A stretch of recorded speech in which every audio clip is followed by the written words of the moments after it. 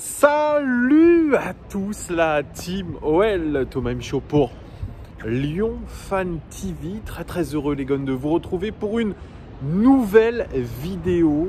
J'espère que vous allez bien malgré cette 4e place, cette Ligue des Champions que nous n'aurons pas, à laquelle nous n'accéderons pas. Ça a été très dur pour nous. Et en tant que supporter, c'est vrai, je pense qu'on a tous ramassé parce que au fond de nous, on est amoureux de notre club. On aime ce blason qu'est l'Olympique Lyonnais. Mais j'ai pas l'impression que la réciproque est vraie.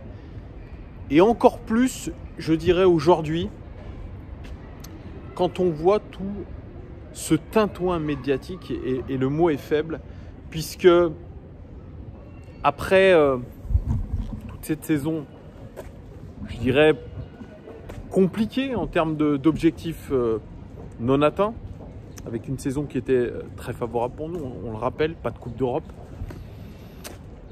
pas de Coupe de la Ligue, uniquement le championnat et la Coupe de France, un effectif extrêmement riche, avec un Rudy Garcia qui était extrêmement contesté, et on s'en rend compte encore un petit peu plus au quotidien. Il est venu le temps de la fonte des glaces. Et la fonte des glaces fait très mal. Rudy Garcia a annoncé, après le match contre Nice, qu'il ne serait pas candidat à sa succession, en tout cas qu'il ne prolongerait pas avec l'Olympique Lyonnais. C'était dans les tuyaux depuis un certain nombre de temps. Il faut le dire, puisque beaucoup de journalistes l'avaient déjà annoncé depuis très longtemps, notamment le journal L'Équipe, que Rudy Garcia ne serait pas reconduit. Mais on a senti une énorme amertume de Rudy Garcia. Et il a parlé, Rudy Garcia. Il a donné une interview au journal L'Équipe. Il est ce soir dans Top of the Foot sur RMC. Rudy Garcia contre-attaque. Il est en train de gagner la bataille de la communication. Est-ce que vous avez entendu Jean-Michel Aulas ou Juninho, le directeur sportif, à la sortie de la défaite contre Nice? Non. Est-ce que vous les avez entendus depuis, à part peut-être dans un pauvre communiqué? Non. Qui a pris tout l'espace médiatique et qui est en train de gagner cette bataille de la communication, et à juste titre? Eh bien, c'est Rudy Garcia. Je vais en parler de l'interview de Rudy Garcia parce que, pour moi, elle est extrêmement intéressante à tout point de vue, puisque c'est un véritable déballage, un règlement de compte en bonne et due forme, comme l'OL n'en a jamais connu. Un déballage, un règlement de compte, mais aussi, je dirais, des vérités. Beaucoup de vérités assénées par Rudy Garcia, notamment à l'encontre de Juninho. Et franchement, je vais vous dire quelque chose en tant que supporter, vraiment en tant que supporter, comment je ressens les choses.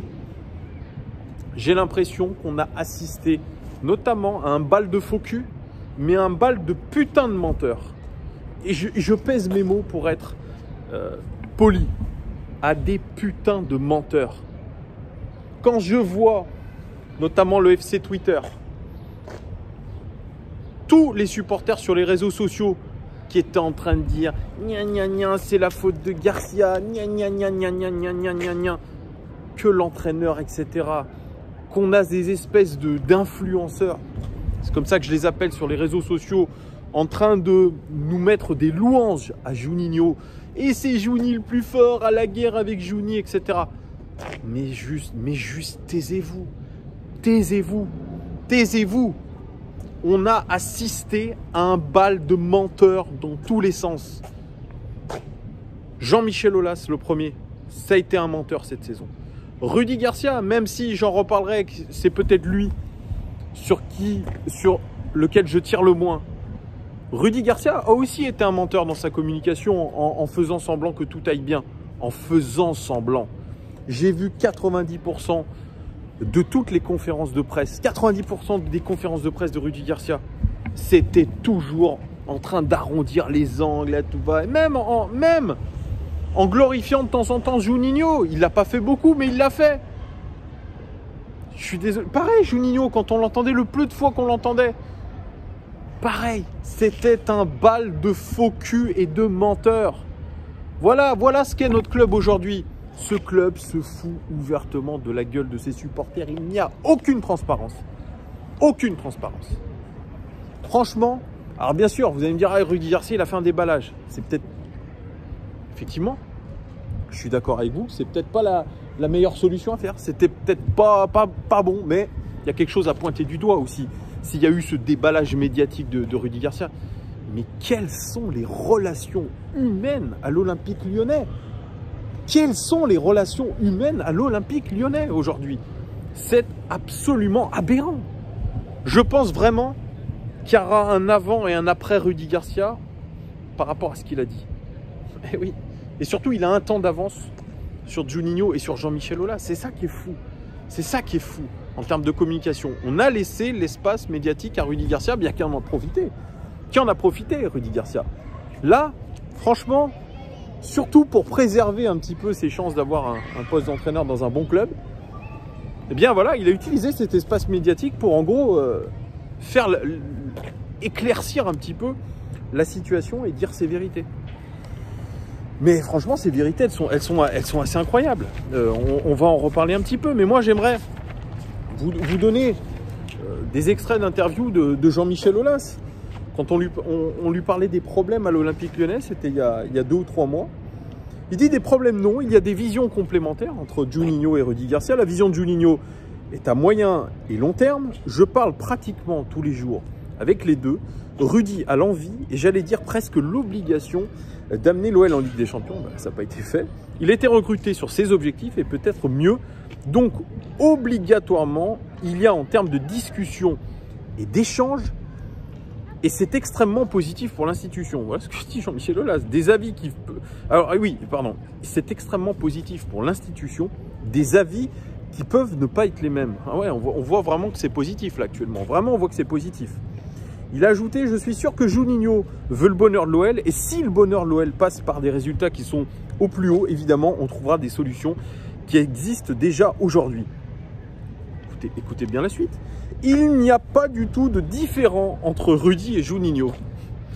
Il y a de temps en temps des approches différentes que je sollicite pour essayer de trouver la vraie solution pour que l'OL soit au plus haut dans le championnat et retrouve la Coupe d'Europe. Je sais que nous avons des intérêts communs. Ah, bien Jean-Michel Aulas d'être un gros mytho comme ça. Je suis désolé d'attaquer comme ça. Je suis très énervé moi parce que ce que je viens de voir. Et il rajoute encore dans une autre interview: non, les destins de Juninho et de Rudy Garcia ne sont pas liés. Juni est directeur sportif, il s'occupe de la stratégie sportive à moyen terme. Il a choisi Rudy Garcia sans aucune autre intervention. Oh, c'est mignon, le mytho, encore une fois, de Jean-Michel Aulas. S'ils réussissent ensemble, cela permettra de rendre le sourire au président. Voilà, là il cachait à demi-mot qu'il y avait des tensions. Mais en tout cas, ça a été un bon gros mytho, comme... le fait que voilà, sur les réseaux sociaux, ça s'attaquait au journal de l'équipe, notamment à Hugo Guillemet, en disant que tous les mots de l'Olympique Lyonnais venaient évidemment des journalistes, du journal de l'équipe. Oui, évidemment, comme d'habitude, mais je suis très énervé par tout ça.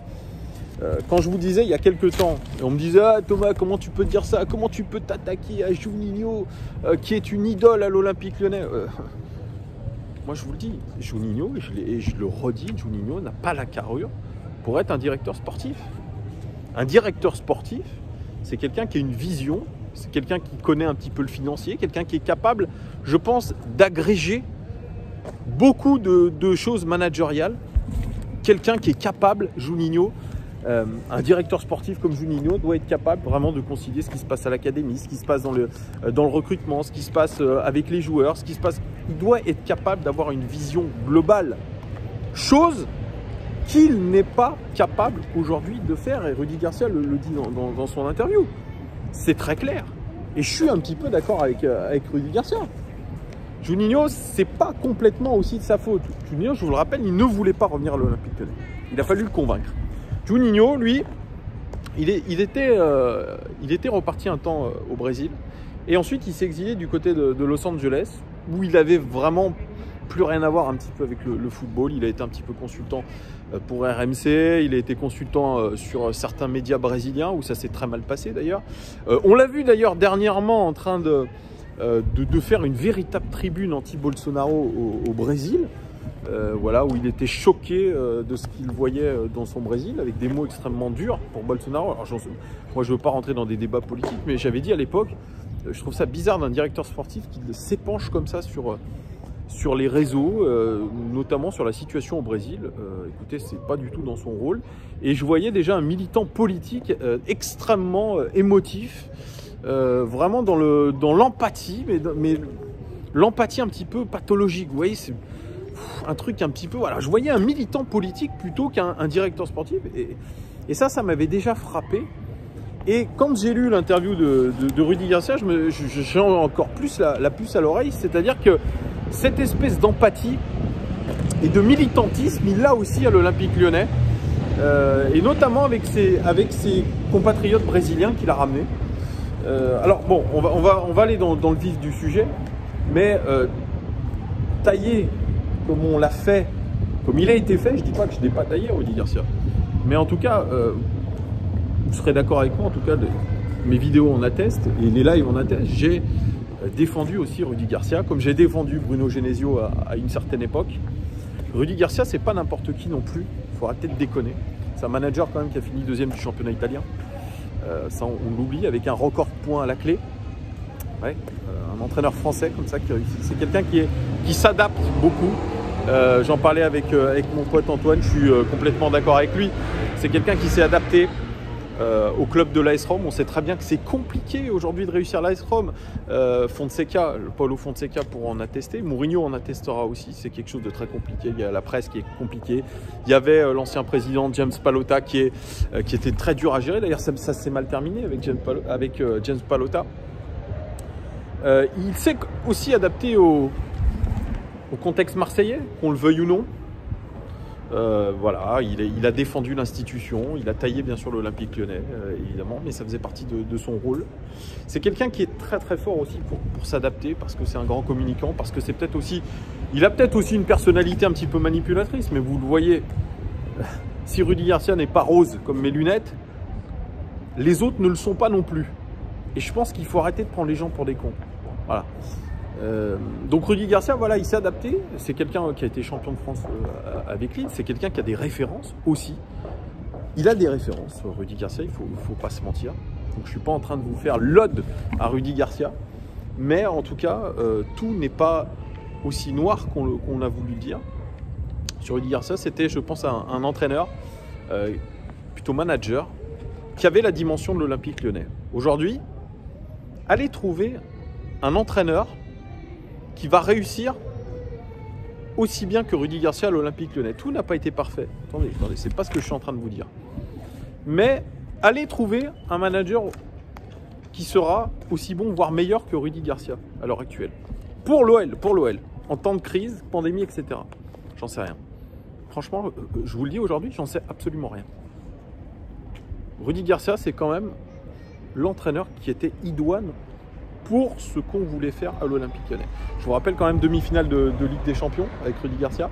Record de points, le deuxième plus gros nombre de points en 10 ans à l'Olympique Lyonnais, 76 points, on le rappelle aussi. Mais aujourd'hui, je comprends mieux avec l'interview qu'il a donnée dans l'équipe. Pourquoi on n'a pas réussi dans les moments clés?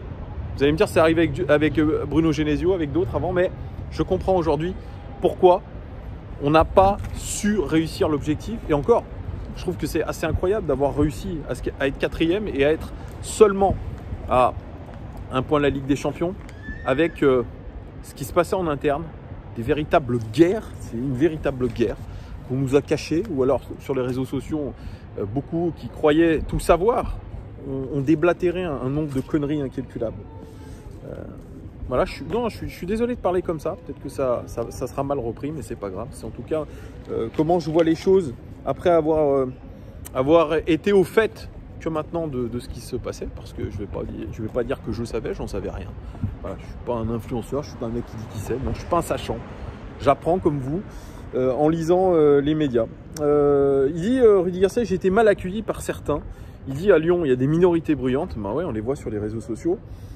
J'ai aussi la satisfaction d'être la 2e équipe de France en termes de temps de jeu pour les jeunes. Ça, il le redit. C'était l'un des objectifs, les lancer et favoriser ceux qui ont une valeur marchande. Mais aussi faire jouer les recrues brésiliennes. Et au bout d'un moment, il y a la quadrature du cercle. Ben voilà. Quand on disait, ah, Rudy Garcia, il ne fait pas jouer Ryan Cherki, il ne fait pas jouer Cacré. Bah ouais, parce qu'au-dessus, on lui disait, notamment Juninho, tu vas faire jouer tes recrues. Le Thiago Mendes, là, qui a un totem d'immunité comme jamais, Thiago Mendes, c'est parce que Juninho lui disait, tu vas faire jouer. Et ceux qui ont les valeurs marchandes les plus élevées, il ne faut pas qu'ils perdent de code. Donc tu vas les faire jouer aussi. Il n'avait pas la main mise, Rudy Garcia. Et peut-être ce qu'on peut lui reprocher aussi, c'est cette gestion des joueurs. Mais si vous avez une pression qui vient dessus, vous ne pouvez jamais travailler tranquille. Enfin bref. Il dit la tragédie par contre, et peut-être ce qui a révélé la crise ouverte à l'Olympique Lyonnais, c'est le décès de Gérard Houllier. Gérard Houllier, finalement, c'était le tampon entre tout le monde. C'était celui qui réussissait à fédérer Jean-Michel Aulas, le directeur sportif, le néo-directeur sportif, et l'entraîneur, Rudy Garcia. Et son décès, il a été tragique pour Rudy Garcia parce que, on va pas se mentir, c'est celui qui a milité pour que Rudy Garcia soit l'entraîneur de l'Olympique Lyonnais, et il l'a mal vécu, Rudy Garcia. Il dit qu'il était capital dans l'équilibre du club. Je pense que c'était évidemment vrai. Il était celui qui pouvait expliquer le rôle de directeur sportif à Juninho, qui manquait de cette expérience. Il est capital dans un club que tous les gens soient les uns derrière les autres, comme on l'a vu à Lille. Ici, il y avait trop de dissensions dans ma relation avec Juninho. Voilà, simplement, il dit les choses et c'est la vérité. Je vois aucun mensonge là-dedans. Je pense que Gérard Houllier devait être un véritable tuteur pour Juninho, quelqu'un qui était capable de le canaliser. Et son départ précipité, son décès précipité, eh bien, a rendu les choses extrêmement compliquées. Avec Juninho, il dit ça s'est bien passé au début. Les choses ont commencé à se gâter sans que je m'en aperçoive. Après 2 ou 3 victoires en novembre, le directeur sportif ne venait plus me féliciter. J'ai découvert que quand les recrues brésiliennes ne jouaient pas, il n'était pas heureux. Il aurait préféré gagner, mais avec ses joueurs. Il s'est beaucoup investi et c'est une qualité, mais je pense certainement qu'il a dû leur promettre d'être titulaires. Voilà ce que promettait le directeur sportif à ses recrues. Alors vous allez me dire, il promettait ça aux joueurs, mais il promettait ça aussi, je pense, aux agents. Et vous savez, dans ce monde occulte qu'est le football, il y a 2-3 commissions qui peuvent tomber, je pense, si certains joueurs jouent plus que d'autres. Et voilà, on peut promettre au directeur sportif une certaine manne financière. Ça s'est passé, regardez les vidéos de Romain Molina. Je ne vois pas pourquoi l'Olympique Lyonnais, ça ne se passerait pas non plus. En tout cas, c'est ma vision des choses. Il dit, on en a discuté. Il m'a dit que si c'était à refaire, il ne s'avancerait pas sur ces choses-là. Mais ça aurait freiné l'éclosion de certains jeunes, comme Cacré en particulier. L'avis de Juni était que Gianluca était meilleur. Le problème a dû venir de là au départ et les choses se sont vite dégradées. À la trêve hivernale, je suis allé voir Vincent Ponceau et je lui ai dit, qu'est-ce qui se passe? Que cherche Juni à prendre le poste? Ce n'est pas possible de continuer comme ça. Je lui laisse les clés s'il le veut. C'est quand même fort ce qu'il raconte. Hein. Il était prêt à laisser les clés du camion à Juninho. S'il avait fallu démissionner, parce que Rudy Garcia y a pensé, je l'aurais fait, alors que je ne pense que le club me correspondait totalement. C'est ce que je vous ai dit avant. Je pense que Rudy Garcia était taillé pour ce club et l'OL était tout à fait fait pour être avec Rudy Garcia. En tout cas, c'est mon avis maintenant. J'ai posé la question dans mon entourage et Vincent m'a dit non. Mais déjà, c'était compliqué et on est leader en décembre. Et ouais, c'est quand on est leader du championnat. Rendez-vous compte de l'histoire. Mais il s'était déjà fâché avec tout le monde. Voilà, il s'est même fâché avec Bruno Chéroux, responsable du recrutement, qui le voyait peut-être un concurrent. Donc, vous voyez que selon Rudy Garcia, encore une fois, on ne dit pas qu'il dit la vérité, mais moi, je le crois sincère dans ce qu'il raconte parce qu'il est très précis quand même. Avec Vincent Ponceau en septembre, et c'est même avec... Ah oui, il s'est fâché aussi avec Vincent Ponceau. Et c'est même moi qui ai calmé le jeu avec Juni pour recoller les morceaux. Vous voyez que Juni, il est un petit peu ingérable. Il a l'air en tout cas d'être assez ingérable dans ce club. Je lui disais que Bruno était à sa disposition, etc. etc. et demandait même du côté du centre de formation 3 petits points.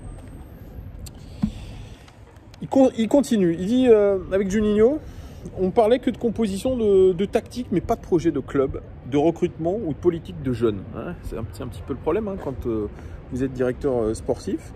Tout ce qui incombe à un directeur sportif, je pense qu'il deviendra un très bon directeur sportif, mais il lui faudra de l'expérience. Oui, effectivement, ça, on ne peut pas donner tort non plus à Juninho là-dessus. Il a besoin d'expérience. Et comme je dis, ce n'est pas de la faute à 100% de Juninho, c'est aussi à celui qui l'a ramené. Parce que Juninho, je le répète, ne voulait pas revenir. Et on lui a fait des pieds et des mains notamment Jean-Michel Aulas pour qu'il revienne. Donc, s'il y a un fautif là-dedans, eh bien, ça doit être aussi Jean-Michel Aulas et grandement Jean-Michel Aulas. Attention, je suis très clair avec ça, les amis. Il est encore trop dans le mode joueur, Juninho, dans la prise de décision impulsive. Voilà. Donc, en gros, finalement, il ne prend pas assez de recul selon Rudy Garcia. Il n'aimait pas l'attitude de certains joueurs, mais il ne se rendait pas compte qu'il faisait la même chose avec... Il ne faisait pas la même chose avec les joueurs sud-américains. Voilà. En gros, il faisait du favoritisme patriotique. Voilà. Pour quelqu'un qui s'est élevé contre Bolsonaro, qui, je vous le rappelle, est un conservateur. On pourrait appeler ça un petit peu l'extrême droite en France. Bien, en gros, on se rend compte que Juninho faisait du patriotisme, du conservatisme brésilien à l'intérieur de son club français avec ses compatriotes. C'est génial, ça. C'est pas mal, ouais. On est dans des choses assez lunaires. C'est le cas. Il dit, quant à la 16e journée, Juninho accorde à Jean Lucas de repartir au Brésil 2 matchs avant la fin de l'année. Il dit, il ne joue pas assez, Cacré joue à sa place, blablabla. Voilà, donc en gros, tous ceux qui étaient en train de chialer, là, le FC Twitter, ouais, il comprend pas, Rudy Garcia ne fait pas jouer Cacré. Bah oui, c'est parce que Maître Juni, avec qui on part à la guerre, évidemment, eh bien oui, lui, il voulait imposer ses sbires, notamment Gian Lucas. Mais il me manquait des joueurs au milieu, et je ne voulais pas, en tant que coach. Il dit, il a fait des choses dans mon dos, il a parlé aux joueurs dans mon dos, il a laissé certains critiquer le coach, comme Gian Lucas.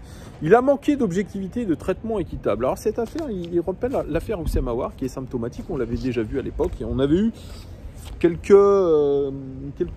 indications sous-jacentes. Rappelez-vous, il avait été suspendu parce qu'il avait refusé de s'entraîner après un match, c'était contre Angers. Il dit, il est suspendu alors que j'avais proposé une forte sanction financière, mais pas sportive. Et c'est déjà arrivé que d'autres joueurs aient connu des moments comme ça dans la saison, mais on ne les a pas sanctionnés, car ils étaient plus proches du directeur sportif. Pour un coach, c'est compliqué. Avant le match à Monaco, quand on le gagne 3-2, là, c'était récemment, il avait même la volonté d'exclure Oussem Aouar, Cherki et Depay du groupe. Heureusement que le président a été ferme et m'a laissé ces 3 joueurs à disposition. Alors peut-être que Juninho avait raison, peut-être que des comportements étaient inadmissibles, on n'en saura pas. On a pointé du doigt aussi certains joueurs dont l'attitude n'était pas la bonne.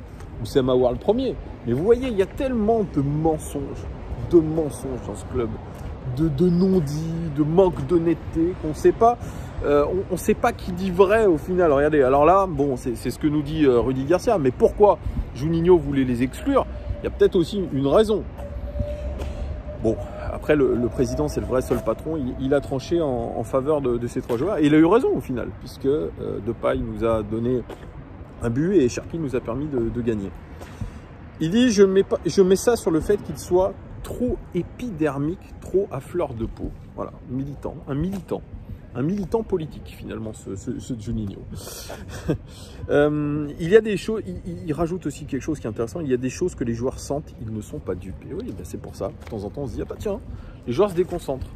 Bah ouais, mais quand ils ont dans la tête que c'est le zbeul complet à l'intérieur du club, ça peut prêter aussi à confusion et ça peut troubler, ça j'en suis conscient aussi.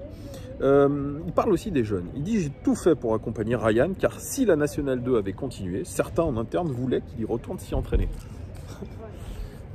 Alors, pour tous les pro-Cherki, les pro-jeunes, etc., c'est pas Rudy Garcia qui voulait tout ça. Enfin, c'est ce qu'il dit lui, mais moi je pense que c'est la réalité. C'est la réalité. Il dit, Maxence n'aurait pas beaucoup joué non plus, je n'oublie pas que je dois m'appuyer sur une académie de haut niveau. Ryan a fait ses 30 matchs dans la saison. Maxence a explosé. Melvin Barr, Sinali ont joué et ça aurait été à leur détriment. Alors par contre, là où il est, je pense qu'il est honnête aussi, il reconnaît que Paqueta, Guimarães ont été des très bons choix et c'est Juni qui les a fait venir. Il n'y a rien à dire dessus. Ce sont des bons choix. Paqueta était indispensable et s'est imposé, mais quant à Bruno, quand Bruno a un peu moins joué, ça a été un souci. 3 petits points. J'ai composé avec tout ça, ça ne met pas de l'harmonie en interne. J'ai beaucoup soutenu Ryan, j'ai beaucoup parlé avec Oussem. Il fallait garder tout le monde concerné, contrairement aux avis trop tranchés de Juninho. Et ouais, quand on disait que, bah tiens, Rudy Garcia n'aimait pas un tel ou un tel, moi je l'ai souvent dit, j'ai dit il avait de l'affection pour Ryan. Et il avait de l'affection, surtout pour Houssem Aouar. Vraiment, vraiment, c'est ce que je voyais, je l'ai toujours dit. Et quand on se disait, mais pourquoi Ryan Cherki, il joue pas alors qu'il a été plutôt bon, etc. Ça venait de plus haut, les amis. Ça venait de plus haut. À tort ou à raison, je vous laisserai en débattre un petit peu dans les commentaires. Il dit aussi, Juninho est une idole du club. Ouais, bah oui, c'est une idole du club. C'est un formidable joueur et j'espère qu'il sera un grand directeur sportif. Je n'allais pas être l'homme qui a fait partir Juninho. Voilà, ça reste le totem d'immunité. On a parlé beaucoup des totems d'immunité à l'OL. Du Toko Ekambi, voilà, du Thiago Mendes et on peut en citer d'autres. Mais il y en a un gros totem d'immunité, les gars. Et j'aimerais que vous en discutiez. C'est Juninho. Parce qu'il y a un vrai dossier à ouvrir. C'est celui de Juninho. Et si Rudy Garcia est parti, je vous laisse le soin de me dire si aujourd'hui, avec tout ce tintouin, Juninho ne doit pas démissionner. Voilà. Pareil, quelque chose lui, il pense que nous n'avons pas gagné contre Nice, où on a fait un non-match. Parce qu'il y a une erreur, notamment de communication, quand on a appris le jour même du match que Anthony Lopez aurait demandé à changer d'entraîneur des gardiens, alors que, selon Rudy Garcia, Christophe Revel avait fait un travail extraordinaire cette saison. Il dit, c'est une erreur de management. Il dit, est-ce que ça joue sur l'équilibre psychologique du match d'Anto Lopez? Ça aussi, je vous laisse en débattre. Effectivement, c'était une grosse connerie et ça avait l'air d'être fait sciemment. Parce que je vous rappelle que les infos du club, c'est tellement un club où il est difficile d'y pénétrer. Vous savez, c'est un bunker, l'Olympique Lyonnais. Donc les infos qui sortent, ce sont des infos que le club aime ou aimerait faire sortir par l'intermédiaire de journalistes ou plutôt d'influenceurs sur les réseaux sociaux. Il dit, moi, c'est à partir de novembre que ça a commencé, quand on a gagné. Oui, ça a commencé à se détériorer quand on a gagné, c'est bizarre, hein. Il dit, le pire, c'est que Juni m'a soutenu en début de saison, il était là quand on faisait des nuls en série, il m'a même défendu publiquement. Il dit, je n'ai rien contre lui, je n'ai pas bien compris surtout. Voilà ce que dit Rudy Garcia, je finis. Et il finit aussi sur Juni, évidemment. Il dit, réagissez comme un coach. Depuis novembre, il a mis des coups francs. C'est très fort ce qu'il dit. Il dit, depuis novembre, il a mis des coups francs contre son camp. J'admire le joueur, mais le directeur sportif a manqué de réflexion avant d'agir. Franchement, hein, les gones, hein, je veux pas prendre pour argent comptant tout ce que dit Rudy Garcia, mais il est très précis dans ce qu'il raconte quand même contre Juninho. Mais même si je défends Rudy Garcia, vous avez compris que j'en veux vraiment à l'ensemble des acteurs de ce club, qui sont, je le répète, des menteurs, des acteurs. Rudy Garcia le premier, hein, lui il a bien fait mine aussi, toute la saison, il a bien fait genre. Ça aussi, ça j'aime pas. Quand on a des choses à dire et qu'on voit que ça va pas, on le dit tout de suite, on fait péter. Au final, évidemment, on est en Coupe d'Europe, mais pas la bonne, et on fait perdre des thunes au club.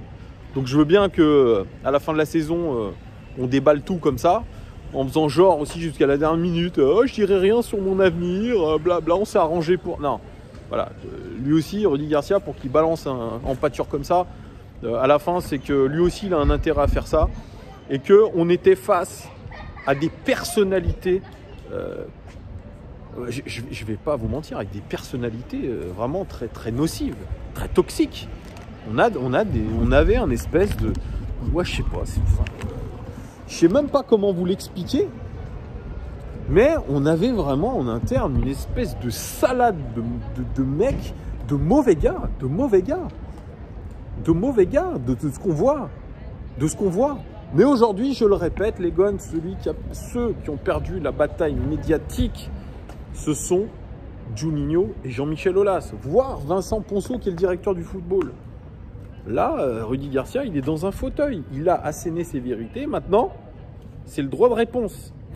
Et le droit de réponse, ça va être ta parole contre la mienne. Et surtout, il a fragilisé énormément Juninho. Est-ce que Juninho, aujourd'hui, peut survivre à cette interview, à ce séisme lyonnais? On n'est pas habitué à être dans cette forme de communication à l'Olympique Lyonnais, dans des règlements de compte. Même quand Genesio est parti, et Dieu sait qu'il a été jeté en pâture, ça ne s'est pas passé comme ça. Voilà. Alors bien sûr, au milieu, il y a un Jean-Michel Aulas, il en parle dans son interview, Rudy Garcia, qui dit que c'est quelqu'un d'incroyable en termes humains. Il a vu quelqu'un d'incroyable. Mais voilà, Jean-Michel Aulas, il était entre la pierre et l'enclume. Voilà. Donc évidemment, et en mentant en plus, en étant constamment dans le mensonge. Quand il dit, avant le match contre Monaco, à la présentation de la nouvelle entraîneur des féminines, il dit ouais, faut que je trie les bonnes informations que j'ai, trier entre les bonnes entre les bonnes et les mauvaises informations. On s'était dit ouais, qu'est-ce qu'il raconte? Bah voilà, c'est ça, c'est des choses comme ça. C'était des guerres internes, des guerres de pouvoir, enfin bref, moi sincèrement, je suis désolé si je suis un peu aussi comme peut-être Juninho, épidermique dans ma réaction, mais trop c'est trop. Trop c'est trop. On ne pourra pas avancer dans ce club tant qu'on n'aura pas mis les choses au clair et tant qu'on n'aura pas retrouvé une forme de sérénité et avec des gens compétents à tous les niveaux. Voilà, tous les niveaux. Et ça passe aujourd'hui par un directeur sportif qui fait le job et qui connaisse le job. Donc quand on avait parlé en tant que directeur sportif, on avait parlé de... Enfin, c'est directeur sportif. Directeur de recrutement, on avait parlé quand même de Campos à l'époque, qui a fait un travail phénoménal partout où il est passé, notamment avec Lille, où son recrutement était d'une qualité incroyable. Voilà, aujourd'hui, il est temps de trouver un directeur sportif de renom, je le dis. J'ai rien contre Juninho, je le connais pas personnellement, moi je le connais qu'à travers ce qu'on raconte là. Et ce qui a l'air de se révéler vrai. Alors bien sûr, il y a des journalistes qui sont... Hello. Il y a des journalistes qui sont un peu plus proches de Juninho qu'autre chose. Edouard Gay notamment, qu'on avait reçu, qui avait dit le Final 8, la Ligue des Champions, c'est la réussite de Juninho. Voilà, il y en a qui aiment le personnage, il y en a qui le connaissent depuis des années, etc. Mais voilà, il y a aussi la face cachée de chacun. Et cette face-là, moi, elle m'étonne qu'à moitié, je m'en doutais. Alors bien sûr, Juninho est un très grand joueur de l'Olympique Lyonnais, une légende. Je crois qu'aujourd'hui, c'est pas bon de faire revenir les légendes comme ça, surtout à des postes clés. C'est une connerie. Voilà, c'est une connerie. Et je crois que Jean-Michel Aulas devrait au moins avoir l'honnêteté de le dire que c'était une connerie et qu'aujourd'hui, il faut partir sur autre chose. 2 ans de Juninho, 2 échecs, 2 années de suite. Je le répète, ce n'est pas que de sa faute. S'il y a un responsable dans l'histoire, c'est celui qui a fait revenir Juninho dans un poste qui était un peu trop compliqué pour lui, dont il n'avait pas forcément les compétences. C'est Jean-Michel Aulas. Voilà. Il est le patron, il doit avoir l'honnêteté de le dire. C'est tout. C'est tout. Voilà. C'est comme Karim Benzema, il fait une interview dans l'équipe aujourd'hui. Il exclut un retour à l'Olympique Lyonnais. Il dit voilà, moi je veux que mes performances à l'OL, elles restent dans la légende, quoi. Voilà, aujourd'hui je suis dans l'un des meilleurs clubs du monde, je me suis structuré, j'ai gagné en maturité, etc. C'est pas pour revenir à l'Olympique Lyonnais, en gros, style, le Real Madrid c'est la F1 et l'Olympique Lyonnais c'est le karting. Voilà. Alors bien sûr, lui aussi il se met peut-être un petit peu haut. Voilà, on rappelle juste qu'il est parti de l'Olympique Lyonnais très jeune et il n'a pas fait non plus 10 ans chez nous, au plus haut niveau. Mais en tout cas, voilà. Il sait très bien que lui, il ne doit pas revenir comme ça à l'Olympique Lyonnais. Ça serait une grosse erreur de revenir, de se faire critiquer en Ligue 1 si ça ne marche pas, etc. Et il aurait même tort, je vais même dire autre chose, de revenir en tant qu'ambassadeur ou un poste clé à l'Olympique Lyonnais. Parce que ça serait la même chose qu'avec Juninho. Voilà, aujourd'hui, il faut faire confiance à des mecs dont c'est le métier, voilà, des mecs qui ont fait des études de management, qui ont des références au plus haut niveau. Voilà, on taille un Pablo Longoria du côté de l'OM, je suis désolé, c'est quelqu'un qui a des références dans le monde du business. Voilà, un Campos, c'est pareil. Voilà les gars, j'ai été très long, mais il fallait réagir, il fallait absolument réagir. J'ai pas écouté l'interview Top of the Foot, mais je pense que ça va être à peu près dans les mêmes registres. Donc je vous laisse le soin de commenter voilà, ce que vous voulez, mais je pense que cette interview, elle fait l'effet d'une bombe et il faut, je pense, désamorcer tout ça. Voilà les gones. Merci en tout cas de votre fidélité. Abonnez-vous, évidemment, mettez des likes, ce n'est que le début. C'est une formidable aventure. On aimera toujours l'Olympique Lyonnais, mais il faut arrêter de nous prendre pour des cons, les amis. Merci beaucoup de m'avoir suivi. Très bonne semaine à vous. Ciao, ciao, ciao.